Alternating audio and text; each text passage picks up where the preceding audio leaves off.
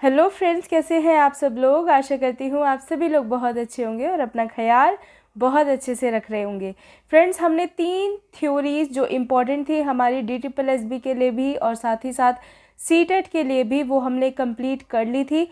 अब हम फर्दर आगे बढ़ेंगे कि आगे हमारे कौन से टॉपिक रहने वाले हैं, क्या हम लोग पढ़ने वाले हैं। ठीक है फ्रेंड्स, 1 बाय 1 हम लेकर चलेंगे। पर फ्रेंड्स, जैसे कि मैंने आपसे पहले ही बोला था कि हम जब एक कंप्लीट टॉपिक कर लेंगे उसके हम प्रीवियस ईयर साथ में करते चलेंगे। तो फ्रेंड्स, आज हमारी 3 जो हमारी थ्योरीज थी वो कंप्लीट होने के बाद आज हम अपना क्वेश्चन प्रैक्टिस करेंगे उन्हीं 3 चैप्टर्स को, थ्योरीज को मिलाकर। 3 थ्योरीज हमने कौन सी की थी? पियाजे की थी, कोलबर्ग की थी और वाइगॉत्स्की की थी। ठीक है फ्रेंड्स, ये 3 थ्योरीज हम लोग कर चुके थे। आज उन्हीं की हम लोग क्वेश्चन प्रैक्टिस करने वाले हैं।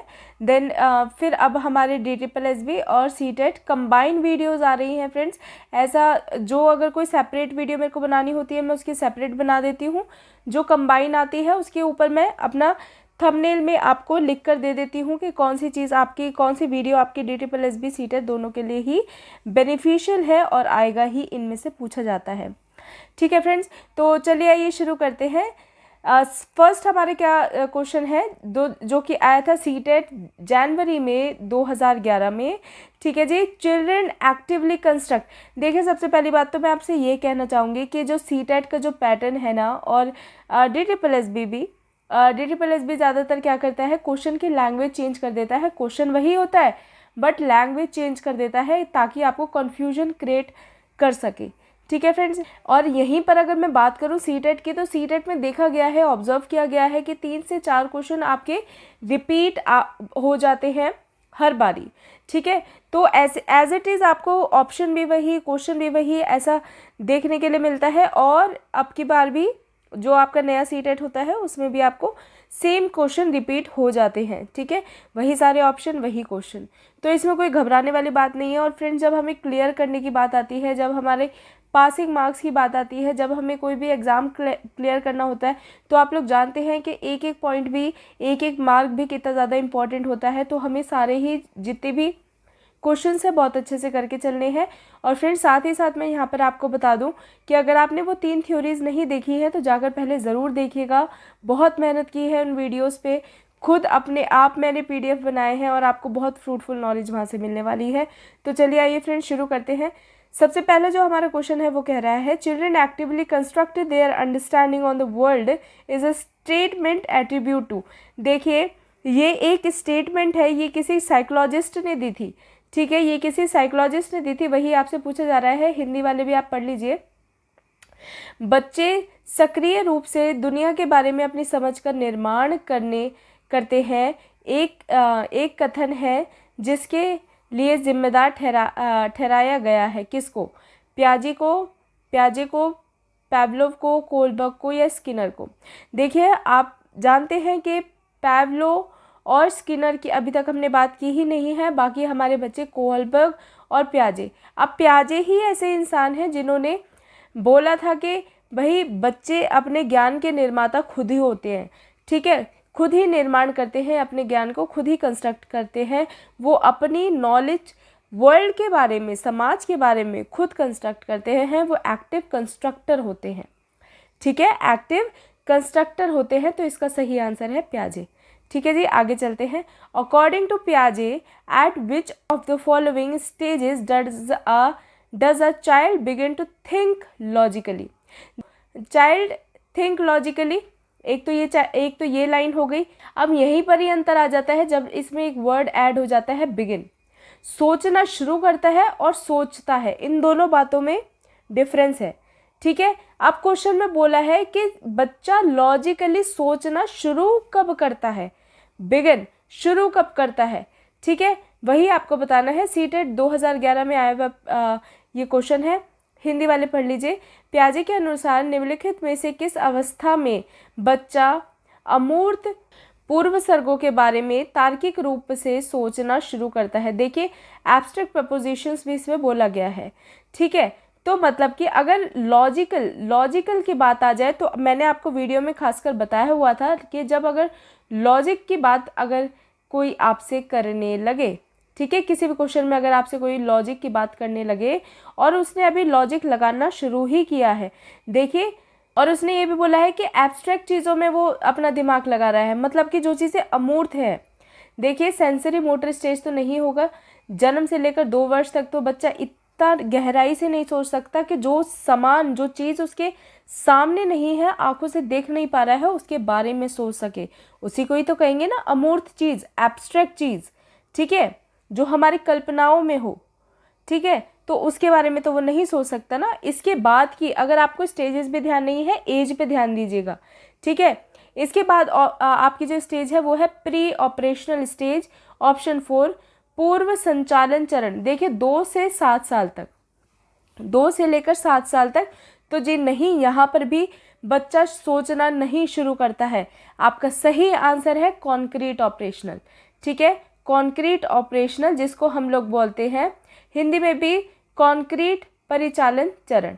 7 से 11 वर्ष का जब वो हो जाता है तो शुरू करता है किन के बारे में सोचना, अमूर्त चीज़ों के बारे में सोचना, और हर चीज़ के पीछे का लॉजिक जानने की कोशिश करना, ठीक है, सोचना शुरू करता है।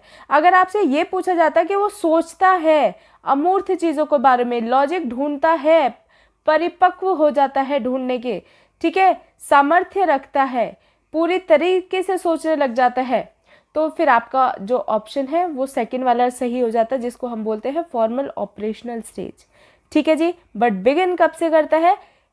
कॉन्क्रीट ऑपरेशनल से, जो कि वर्ष है 7 से 11 वर्ष, याद रखेंगे। आगे चलते हैं, देखिए जो हमारा थर्ड क्वेश्चन है वो क्या कह रहा है, the stage in which a child begin to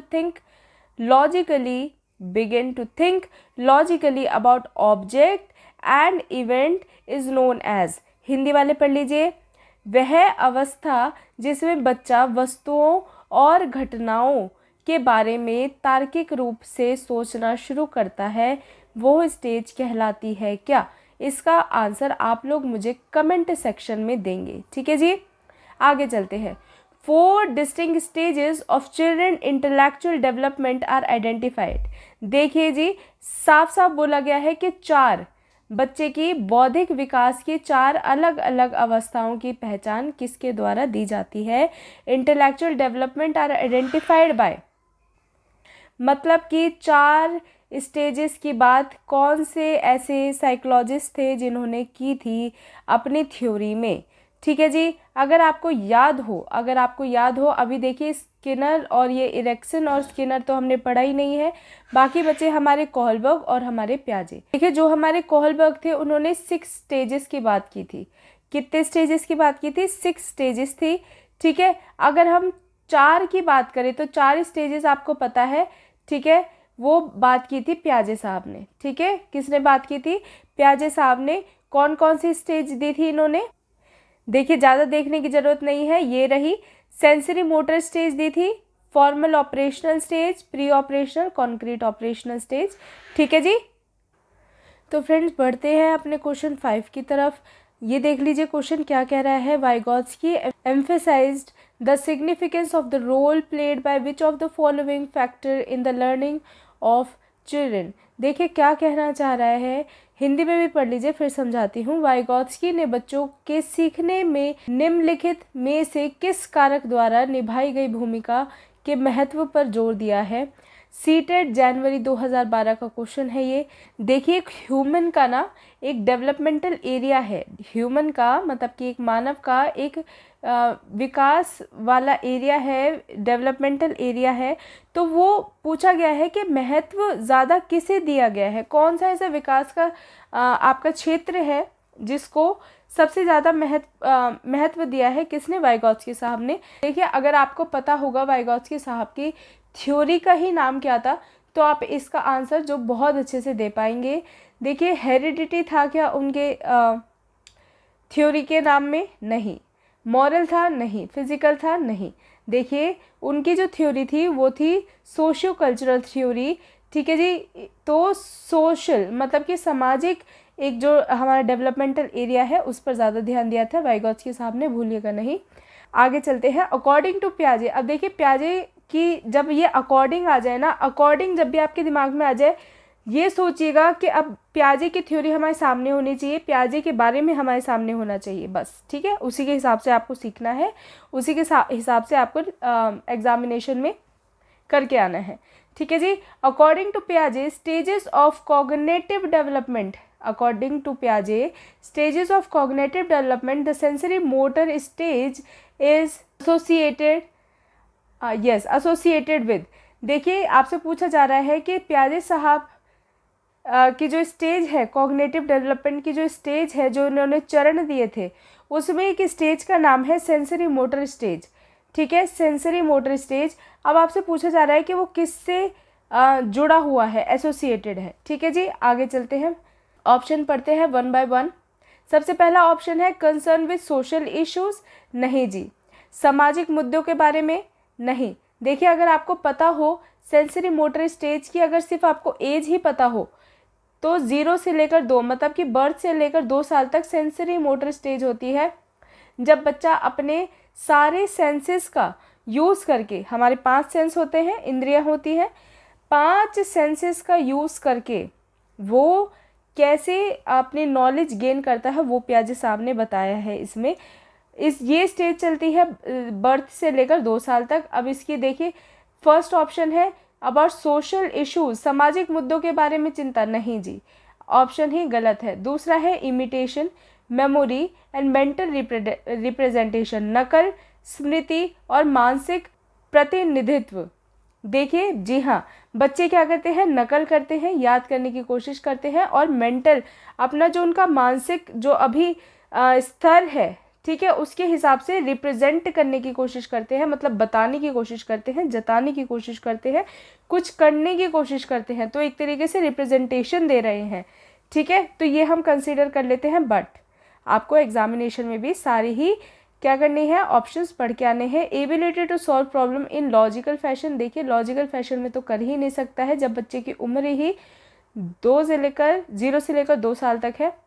इसके बाद है ability to interpret and analyse, देखिए दोनों ही शब्द बहुत ही ज़्यादा गंभीर, विकल्पों की व्याख्या और विश्लेषण करने की क्षमता, नहीं जी, विश्लेषण करने की क्षमता अभी नहीं आएगी, बहुत दूर की बात है, ठीक है, अभी बच्चा 2 ही साल का है, काफ़ी दूर की बात है। तो इसका जो सही आंसर है वो है आपका ऑप्शन नंबर 2, ठीक है, नकल करते हैं बच्चे और उसी के द्वारा सीखते भी है, ठीक है जी। देखिए फ्रेंड्स क्वेश्चन नंबर 7 देख लीजिए, कॉग्निटिव डेवलपमेंट मतलब कि संज्ञानात्मक विकास को कैसे समर्थन किया जा सकता है, कैसे बढ़ावा दिया जा सकता है, ये आपसे पूछा जा रहा है। कैसे कॉग्निटिव डेवलपमेंट एनहेंस होगा, बढ़ेगा, अच्छा होगा, ये आपसे पूछा जा रहा है। क्वेश्चन में कुछ नहीं करना, आप अपने आप को सोच के चलिए कि आप एक टीचर हैं, आप एक टीचर बन चुके हैं, ठीक है। अब आपको बच्चे का संज्ञानात्मक विकास करना है, कॉग्निटिव डेवलपमेंट करना है, कैसे करेंगे। फर्स्ट ऑप्शन क्या है, देखिए, conducting relevant and well defined test frequently as possible, ऐसा एक टेस्ट बच्चे पर करना जो कि बहुत ही वेल डिफाइंड हो, बहुत अच्छे से लिखा गया हो, बहुत बार उस बच्चे पर करना, नहीं, गलत है। ऐसा मतलब बार बार टेस्ट करने का मतलब क्या है, आपको समझ में आ जाएगा कि बच्चे का संज्ञानात्मक विकास हुआ तो हुआ कितना, मात्र एक टेस्ट से नहीं, एक टेस्ट से नहीं पता लगाया जा सकता, ठीक है। हिंदी वाले पढ़ लीजिए, जितनी बार संभव हो प्रासंगिक और अच्छी तरह से परिभाषित परीक्षण आयोजित करना, नहीं जी, नहीं करना, बिल्कुल नहीं करना, ठीक है। सिर्फ, या फिर आप ये मान के चल सकते हैं सिर्फ टेस्ट के द्वारा ही हम कॉग्निटिव डेवलपमेंट मतलब कि संज्ञानात्मक विकास का पता नहीं लगा सकते हैं। उसके बाद है preserving activities that reinforce traditional method, देखिए बिल्कुल ही गलत है, ट्रेडिशनल मेथड अब हमारे यूज़ नहीं होते हैं, ठीक है, बहुत ही कम जगह है जहाँ पे यूज़ होते होंगे, खासकर हम जो अब जिस एजुकेशन सिस्टम की बात करते हैं वहाँ पर ट्रेडिशनल मेथड जो है वो यूज़ नहीं किए जाते हैं। हिंदी वाले देख लीजिए, पारंपरिक तरीकों को मजबूत करने वाली गतिविधियों को संरक्षित करना, नहीं, पारंपरिक मेथड से हम नहीं चल सकते हैं। आजकल की जो जनरेशन है ना उसको जेड जनरेशन बोला जाता है या फिर जी जनरेशन बोला जाता है, ठीक है। तो उनका ये तरीका ही नहीं है कि वो एक ट्रेडिशनल वे में अच्छी तरीके से पढ़ पाएँ या अच्छी तरीके से परफॉर्म कर पाएँ, ठीक है। उनको वो एक्स्ट्रा ऑर्डिनरी बच्चे हो चुके हैं आजकल वाले, तो उनको एक्स्ट्रा ऑर्डिनरी तरीके से पढ़ाना या फिर पढ़ना भी अच्छा लगता है, इंटरेस्टिंग लगता है, नहीं तो वो बोर हो जाते हैं। ठीक है फ्रेंड्स, तो ये वाली भी बिग नो नो, ठीक है, ये वाला भी बिल्कुल कट गया है। इसके बाद है third option, providing a rich and varied environment. जी हाँ, बिल्कुल सही बात है, एक समृद्ध और विविध वातावरण प्रदान करना। आपके पास चीज़ें, सामग्री पढ़ाने की हो या ना हो, आप एक एनवायरनमेंट तो अच्छा दे सकते हैं ना, जिसमें बच्चा अच्छे से खेल सकता है, अपनी बात रख सकता है, बच्चों को सलाह दे सकता है, बच्चों के साथ बैठ सकता है, एक्टिविटीज़ कर सकता है। ऐसा एनवायरनमेंट तो दिया जा सकता है ना बच्चे को। तो हम एनवायरनमेंट पर फोकस कर सकते हैं, ये एक बहुत अच्छा पॉइंट है। पर जैसे कि मैंने आपको बताया कि सारे ही पॉइंट पढ़ने हैं। Focusing more on individual activities in comparison to collaboration. देखिए, सहयोग की तुलना में व्यक्तिगत गतिविधियों पर अधिक ध्यान केंद्रित करना बिल्कुल गलत, बिल्कुल गलत है ये। देखिए, अगर हमें कॉग्निटिव डेवलपमेंट का पता करना है तो हम सिर्फ एक बच्चे की एक्टिविटीज़ पर ध्यान नहीं दे सकते हैं, ठीक है, या फिर कोलैबोरेशन में भी ध्यान नहीं दे सकते हैं। अगर हमें बच्चे की कॉग्निटिव डेवलपमेंट का पता करना ही है, संज्ञानात्मक विकास का पता करना ही है, तो हम सिर्फ क्या उसकी इंडिविजुअल या फिर एक व्यक्तिगत एक्टिविटी या फिर गतिविधियों पर ही ध्यान देंगे? नहीं, ऐसा नहीं होता है। मोर फोकस या फिर लेस फोकस की तो बात ही नहीं है, इक्वल फोकस रखना होता है इंडिविजुअल एक्टिविटीज़ पे भी और कितना कोलैबोरेशन एक्टिविटीज़ जितना भी टीचर एक क्लासरूम के अंदर करा रही है, ठीक है। तो किसी को हम ज़्यादा महत्व, किसी को कम महत्व नहीं दे सकते हैं जब हम बात कर रहे हैं किसकी, कॉग्निटिव डेवलपमेंट की। तो जो सबसे अच्छा पॉइंट है वो है ये, providing a rich environment and varied environment, समृद्ध और विविध वातावरण प्रदान करना। ठीक है जी। 8 पर पढ़ते हैं, in Vygotsky theory. Vygotsky theory which aspect of development gets neglected. देखिए, एक वाइगॉत्स्की की जो थ्योरी थी उसमें एक जो एलिमेंट था वो नेग्लेक्ट किया था बहुत ही ज़्यादा। वाइगॉत्स्की के सिद्धांत में विकास के किस पहलू की उपेक्षा की जाती है? ठीक है जी, ये आपसे पूछा गया है। वाइगॉत्स्की की जो थ्योरी है वो अब आपके दिमाग में चल जानी चाहिए, क्या चीज़ उसमें नेग्लेक्ट की गई है ये आप बताइएगा। ठीक है, हम जब वाइगॉत्स्की साहब की थ्योरी पढ़ रहे थे तो हमने किस किस चीज़ की बात करी थी, ये आपके ध्यान में आ जाना चाहिए। सोशल की बात करी थी, कल्चरल की, बायोलॉजिकल की या लिंग्विस्टिक की। देखिए, जो इनकी थ्योरी थी उसमें जो सबसे ज़्यादा नेग्लेक्ट किया गया था वो था बायोलॉजिकल, मतलब कि जैविक। एक जो पहलू था वो बहुत ज़्यादा नेग्लेक्ट किया गया था और ध्यान किस पर दिया गया था, सोशल और कल्चरल पर, सोशल पर ज़्यादा दिया गया था। ठीक है, इस चीज़ पर ही ध्यान दिया गया था। बायोलॉजिकल, जैविक, बच्चे में क्या चीज़ें आएंगी, क्या चीज़ आ सकती है, इन चीज़ों पे ध्यान नहीं दिया था। उनका मानना था बच्चा समाज का एक हिस्सा है, समाज से ही वो सीखता है, अच्छा समाज दो बच्चा अच्छा बन जाएगा। ठीक है, इस तरीके की उनकी कुछ विचारधारा थी जिसके ऊपर उन्होंने थ्योरी लिखी। ठीक है जी, आगे चलते हैं। 9th है, Riya does not agree with Rishabh about setting up a class picnic. देखिए, she thinks that the rule can be revise to suit the majority. This kind of peer disagreement according to पियाजे refers to. देखिए, कक्षा में picnic मनाने के लिए रिया ऋषभ की बात से सहमत नहीं है। एक कक्षा है उसमें रिया भी पढ़ती है, ऋषभ जी भी पढ़ते हैं, और रिया जो है ऋषभ की बात से बिल्कुल असहमत है, सहमति नहीं रखती है पिकनिक की बात से। वह सोचती है कि बहुमत के अनुरूप नियमों को संशोधित किया जा सकता है। पियाजे के अनुसार इस प्रकार की सहकर्मी असहमति का अर्थ है। देखिए, एक ही तरीके के बच्चे हैं, एक क्लास में होंगे, ऋषभ अपनी सोच रखता है, रिया अपनी सोच रखती है, और इस सोच के कारण उनमें क्या है, डिस्प्यूट हो गया। ठीक है, तो ऐसी सोच को पियाजे क्या कहते हैं ये आपसे पूछा जा रहा है। देखिए, फर्स्ट है हेटेरोनॉमस मोरालिटी, मतलब कि विश्व नैतिकता। कॉग्निटिव इमेच्योरिटी, संज्ञानात्मक अपरिपक्वता। रिएक्शन, प्रतिक्रिया। मोरालिटी ऑफ कॉपरेशन, देखिए सहयोग की नैतिकता। देखिए, नैतिकता आने की भी एक स्टेज होती है, ठीक है, जैसे जैसे हम बड़े होते हैं वैसे वैसे नैतिकता आती रहती है। ठीक है, तो आप ध्यान दीजिए कि प्याजे साहब ने क्या कहा था, बच्चा जो है अपनी नॉलेज खुद गेन कर लेता है, बच्चा अपनी नॉलेज वर्ल्ड के बारे में खुद बनाता है।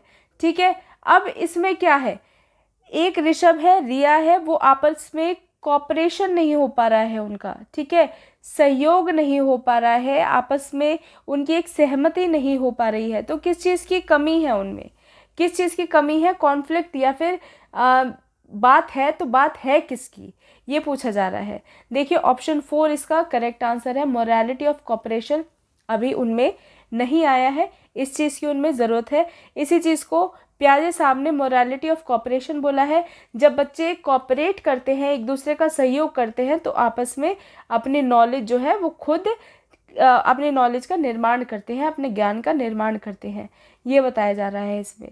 ठीक है जी, आगे बढ़े, चलिए क्वेश्चन नंबर 10 देखते हैं।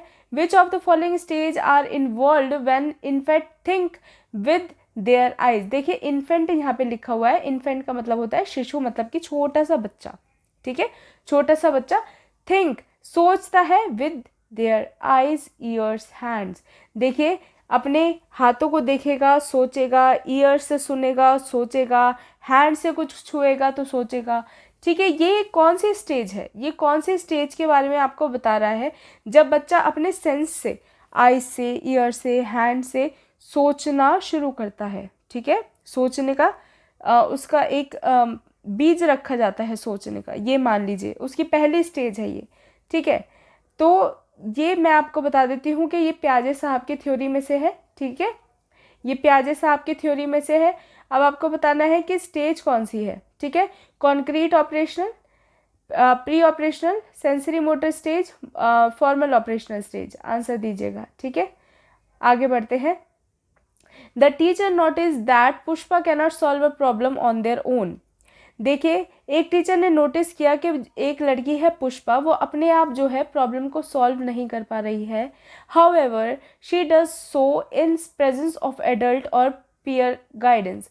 देखिए पर फिर भी वो कर पा रही है कब, जब उसको कोई एडल्ट, मतलब कि उससे बड़ा या फिर उसका कोई सहयोगी, कोई सहपाठी, सहयोगी उसको गाइड करे, उसको गाइडेंस दे, तब वो कर लेती है। किसी की गाइडेंस से वो कर लेती है, किसी का साथ मिल जाए तो वो कर लेती है, किसी की मार्गदर्शन मिल जाए वो कर लेती है, किसी की हेल्प मिल जाए तो वो कर लेती है। बट अगर वही प्रॉब्लम उसको खुद से सॉल्व करनी हो तो वो नहीं कर पाती है। ठीक है, पूछा जा रहा है कि दिस गाइडेंस कॉल, इस ऐसी गाइडेंस को, ऐसे मार्गदर्शन को क्या कहा जाता है, ये आपसे पूछा जा रहा है। सीटेट फरवरी 2015 का क्वेश्चन है। ठीक है, देख लीजिए कैसा क्या ऑप्शन है इसके।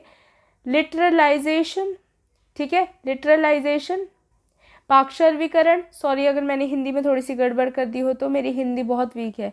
ठीक है, प्री ऑपरेशनल थिंकिंग, पूर्व परिचालन सोच, जोन ऑफ प्रॉक्सिमल डेवलपमेंट, निकटवर्ती विकास का क्षेत्र, या फिर स्कैफोल्डिंग।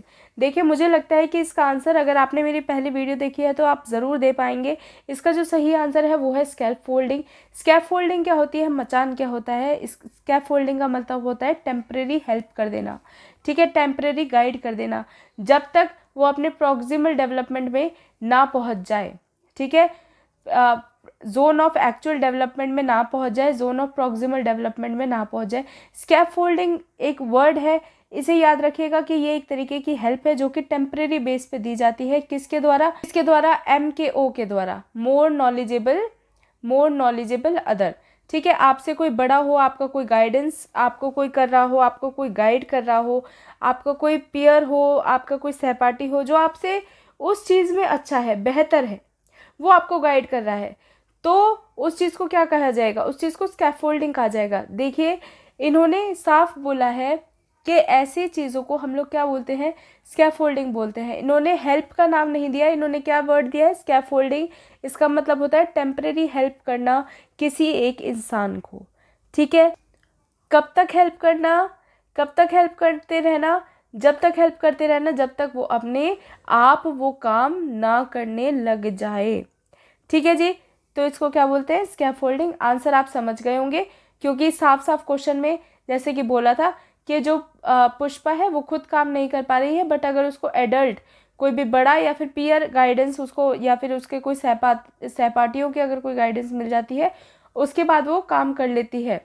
ठीक है, तो एक तरीके से हेल्प मिल गई उसे, तो हेल्प को क्या बोला गया है, स्कैफोल्डिंग बोला गया है। ठीक है जी, आगे चलते हैं। Fitting new information into existing schema is known as, नई जानकारी को मौजूदा स्कीमा में फिट करने को कहा जाता है। पियाजे वाली थ्योरी ज़रूर देखिएगा जाके इस क्वेश्चन के आंसर अगर आपको चाहिए तो।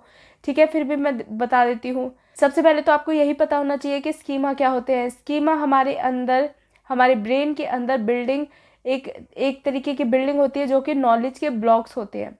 ठीक है, नॉलेज के छोटे छोटे छोटे छोटे खाने होते हैं, ब्लॉक होते हैं, उसको, उसमें हर तरीके की नॉलेज होती है एज के अकॉर्डिंग। जो भी बच्चे ने आज तक देखा है, सीखा है, वो सब नॉलेज उस ब्रेन के उस विंडोज़ के अंदर होती है, जिसको यहाँ पर नाम दिया गया है स्कीमा का। इसको क्या है कहते हैं, एक विंडो को हम क्या बोलेंगे, स्कीमा बोलेंगे। काफ़ी सारी विंडो है, इनको क्या बोलेंगे, स्कीमास बोलेंगे। ये हर तरीके की इंफॉर्मेशन है जो उस बच्चे को होती है। ठीक है, मान लीजिए मैं एक 5 साल की बच्ची हूँ। ठीक है, मैं एक 5 साल की बच्ची हूँ और मेरे को कोई एरोप्लेन के बारे में बता रहा है। मैंने एरोप्लेन देखा है, कार्टून्स में देखा है, मैंने अपनी छत के ऊपर से जाते हुए देखा है, पर मुझे पता नहीं है एरोप्लेन क्या है। तो कोई नया पर्सन आएगा या फिर मेरे को कहीं और से नई नॉलेज मिलेगी, उस चीज़ को क्या बोला जाता है, वो आपको बताया जा रहा है। देखिए, मेरे को जो पता है उसको हम बोलते हैं स्कीमा। जो मेरे को एरोप्लेन के बारे में पता लगा है कार्टून से या अपने मम्मी पापा से, ठीक है, कहीं से भी पता लगा है, वो मेरी इन्फॉर्मेशन में है, उसको बोला जाता है स्कीमा। अगर एरोप्लेन के बारे में कोई और नॉलेज मेरे आकर स्कीमा से जुड़ती है, ठीक है, मेरे स्कीमा से जुड़ती है, तो उसको क्या कहा जाता है, अकोमोडेशन, निवास स्थान, संतुलन, मिलाना या संगठन। देखिए, इसका सही आंसर है थर्ड, जिसको हम बोलते हैं एसिमिलेशन। सिर्फ आके नई नॉलेज हमको जो प्रेजेंट अभी नॉलेज है उसमें आकर मिली है, अभी कुछ हुआ नहीं है, सिर्फ मिली है। ठीक है, तो एसिमिलेशन का मतलब क्या होता है, मिलाना या फिर मिलना। ठीक है जी, आगे चलते हैं। अकॉर्डिंग टू पियाजे थ्योरी, अब पियाजे की थ्योरी आ गई। Which one of out of the following will not influence cognitive development. देखिए, पियाजे के सिद्धांत के अनुसार निम्नलिखित में से कौन संज्ञानात्मक विकास को प्रभावित नहीं करेगा। ठीक है, संज्ञानात्मक विकास को मैंने आपको बताया था कि क्या क्या चीज़ आपकी प्रभावित करती है। ठीक है, संज्ञानात्मक विकास को ज़्यादातर सभी चीज़ें प्रभावित करती हैं। इसमें से कोई एक ऐसी चीज़ बताइए जो कि संज्ञानात्मक विकास को प्रभावित नहीं करती हैं। ठीक है, जो कि कॉग्निटिव डेवलपमेंट को सपोर्ट नहीं करती है, इन्फ्लुएंस नहीं करती है। ठीक है जी, सीटेट 2015 का ये क्वेश्चन है, आपको आंसर देना है। सबसे पहले लैंग्वेज, कॉग्निटिव मैंने आपको बता दिया था, लैंग्वेज प्रभाव डालती है। ठीक है, लैंग्वेज प्रभाव डालती है किस पर, कॉग्निटिव डेवलपमेंट पर, और कॉग्निटिव डेवलपमेंट प्रभाव डालता है लैंग्वेज डेवलपमेंट पर। ठीक है, इसके बाद है सोशल एक्सपीरियंस, सामाजिक अनुभव। जी हाँ, सामाजिक अनुभव जितना अच्छा होगा उतना ही अच्छा कॉग्निटिव डेवलपमेंट भी होगा। मैच्योरेशन, परिपक्वता।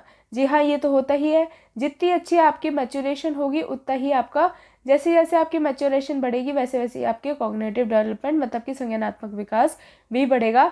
गतिविधि, जी हाँ, गतिविधि भी आपको इन्फ्लुएंस करती है, बट इतने लंबे समय तक।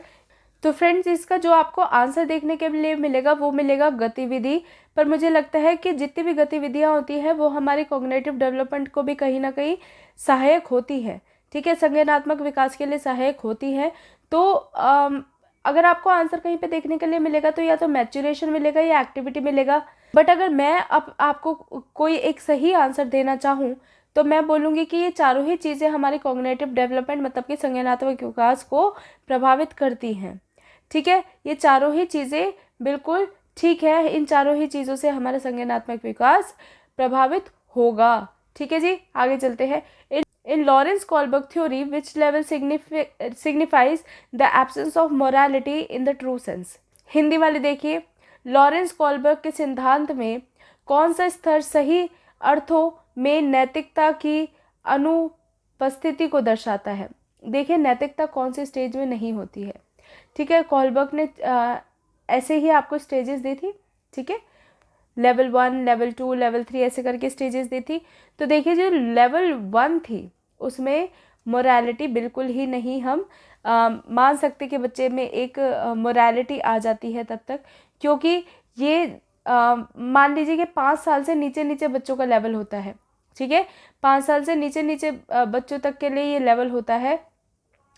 तो इसमें फ्रेंड्स नैतिक अगर हम नैतिकता की बात करें तो उसकी अनुपस्थिति होती है। क्यों? क्योंकि अभी बच्चा सीख ही रहा होता है, ठीक है, अभी बच्चा सीख ही रहा होता है। वो बस पनिशमेंट से बचने के लिए अपना भला देखता है, और अपने भला देखने की वजह से, इसके वजह से ये मतलब ये नहीं है कि उसको मन कर रहा है कोई अच्छा काम करने का, ठीक है, उसको मन कर रहा है किसी बुजुर्ग की सेवा करने का, उसे मन कर रहा है कि किसी बच्चे को वो ना मारे।